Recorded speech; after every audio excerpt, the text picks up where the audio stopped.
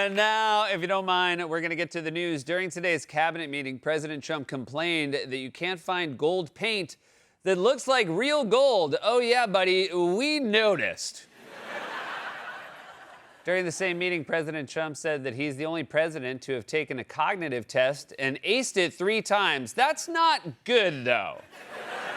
That's like bragging that you're the only bus driver in the school district to take 3 DUI tests. President Trump said yesterday that he may call up the National Guard to help with airport security. I don't know. I think having ICE there is already putting a tremendous strain on the airport Wi-Fi. That's right. President Trump said yesterday that he may call up the National Guard to help with airport security. Dude, just fund the TSA. You're running out of people to send. For real. This time next week, we're going to have Melania yelling, "Everything in the bin. Laptops need to be out." No, belt is fine. Belt, you pre-check, belt is fine. I put very little work into that impression. After one of Homeland Security Secretary Markwayne Mullin's sons told President Trump this week he has never been more impressed with anybody than his father, Trump asked him, quote, "How about me?" Wow. Trump has this amazing ability to make me feel grossed out and also feel sorry about him at the same time. It's like seeing a dead rat on the subway tracks. You're like, ooh, but also, aw. During the Republican Congressional Committee's fundraiser dinner last night, House Speaker Mike Johnson announced that they've created the new America First Award and presented it to President Trump. But I think they made that up in a hurry because it was just a desk lamp with a bunch of Sharpies taped to it.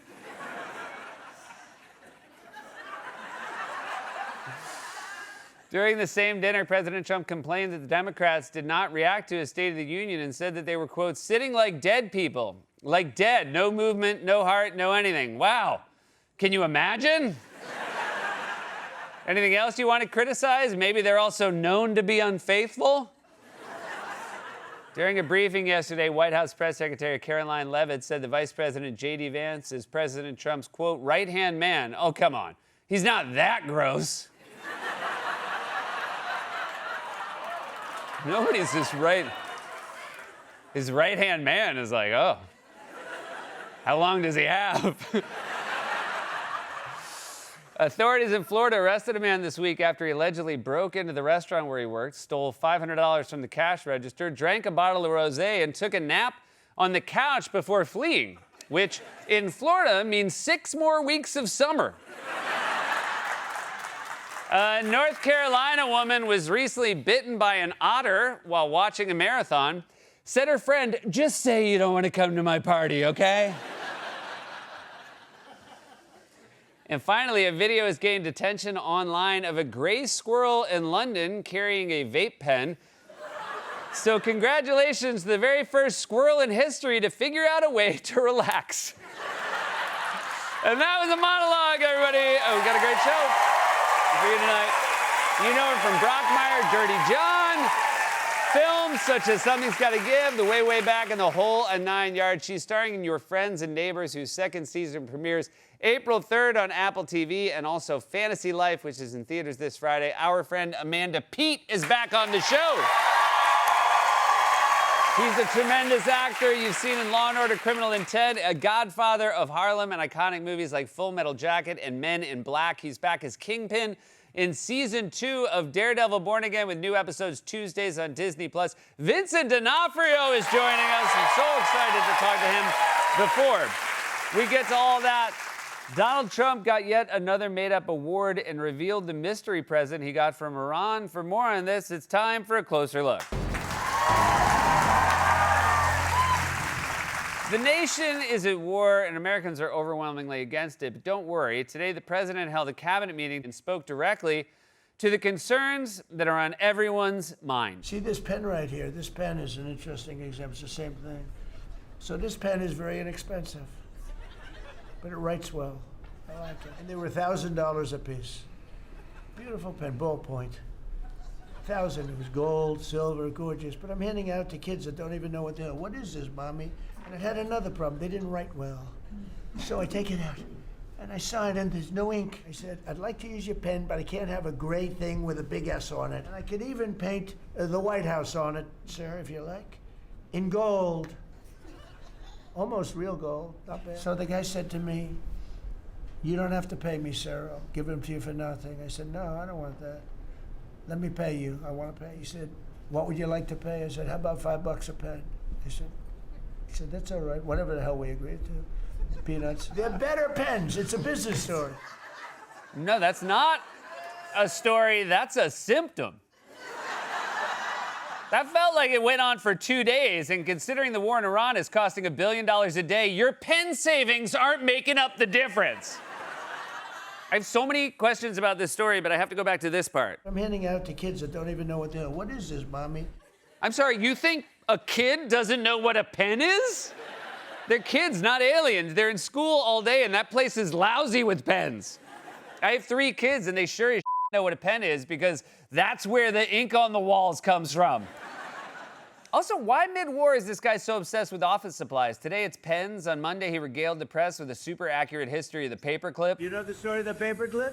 182 years ago, a man discovered the paperclip. It was so simple.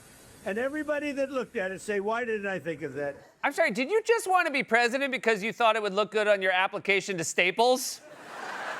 Why would I be a fit to the Staples team? Well, for one, I'm a people person.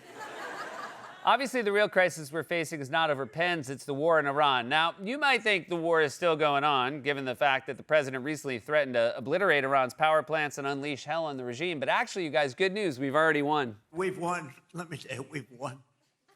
You know, you never like to say too early you won. We won. We won the bet. In the first hour, it was over. We've won this. This war has been won. Woo! We won the war. Pens for everyone. Just make sure the cheap kind. We're not doing the high-end pens. Also, if you won in the first hour, why are you waiting until 3 weeks in to let us know? And why is the Strait of Hormuz still closed? And why does it seem like you're constantly changing the subject by talking about office supplies? We won in the first hour. It was a military victory that will be discussed for centuries. But before I get to that, who knows the history of the binder clip?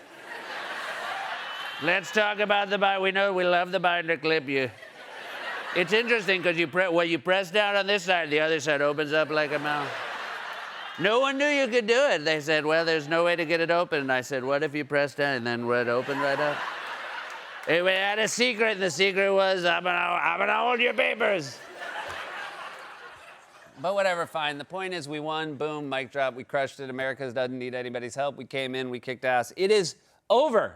We're very disappointed with NATO because NATO has done absolutely nothing. I said 25 years ago that NATO's a paper tiger, but more importantly, that we'll come to their rescue, but they will never come to ours. And I want you to remember that we said this. They didn't come to our rescue. Again, this is making me feel like we didn't win in the first hour. Because why would we need to be rescued if we already won? The only ones who need to be rescued are us from your pen story. Also, we started it. We started it, so now we need to be rescued from our own war? You're like a 5-year-old who insists he can dress himself and then gets trapped inside a sweater. Help! Hey, I put my head in the sleeve and I can't get out, Dad! So now Trump wants a speedy end to the war he started, but he can't figure out how to achieve that. He won't even say who he's negotiating with, and Iran says they're not negotiating directly with us, which is why Trump ends up saying weird, vague stuff like this. They did something yesterday that was amazing, actually. They gave us a present, and the present arrived today. It was a very big present worth a tremendous amount of money. And I'm not going to tell you what that present is, but it was a very significant prize. It was a very significant prize worth a lot of money. I can't tell you what it is, but let's just say you can buy 4 of them with a 20. Did you see that beautiful gift binder clip? I did. It's all right. It's all right.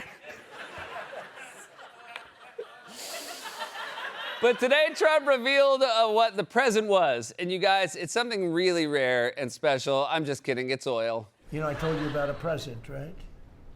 Steve, can I reveal the present? They said to show you the fact that we're real and solid and we're there.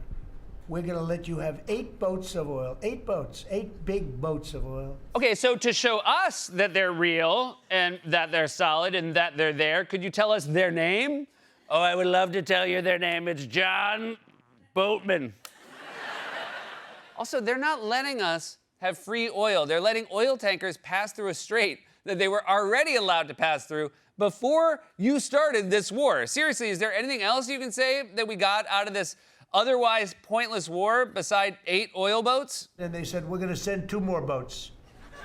And it ended up being 10 boats. All right, so this is clearly some teenagers who got the White House's number. Yeah, just so you know we're real, we're gonna let 8 boats through. That's very kind of you. Tell him 2 more. What? Tell him 2 more. Actually, you know what? Let's make it 10. So master negotiator Donald Trump is bragging about a few boats of oil during a pointless and unpopular war he started that has sent gas prices for Americans soaring, which of course means Republicans are giving him a special award. President Trump became the first recipient of the America First Award at a fundraising dinner in Washington, D.C. last night. Congressional Republicans created the award to honor strong leaders in the United States. Tonight, we have created a new award. He is the suitable and fitting recipient of the first ever America First Award. It is our honor on behalf of all House Republicans, all of you here, and all patriots across the country, present the very first America First Award to the 45th and the 47th President of the United States, Donald J. Trump. Oh my God, that's so great. He can hold it with all of his other fake awards, the FIFA Peace Prize and a crown from Burger King. And how many fake trophies that were made specifically for him is this guy gonna get? First the FIFA Peace Prize, now the America First Award, and he's neither America First nor pro-peace. He's getting a participation trophy for something he didn't even participate in. When Mike Johnson handed it to him, I bet Trump said, What is this, mommy? these guys so out of touch. They're giving Trump a special made-up award while Americans struggle with soaring prices caused by a war they overwhelmingly disapprove of. And meanwhile, Trump's just droning on about office supplies, telling a story about pens that feels like it started 182 years ago. This has been A Closer Look.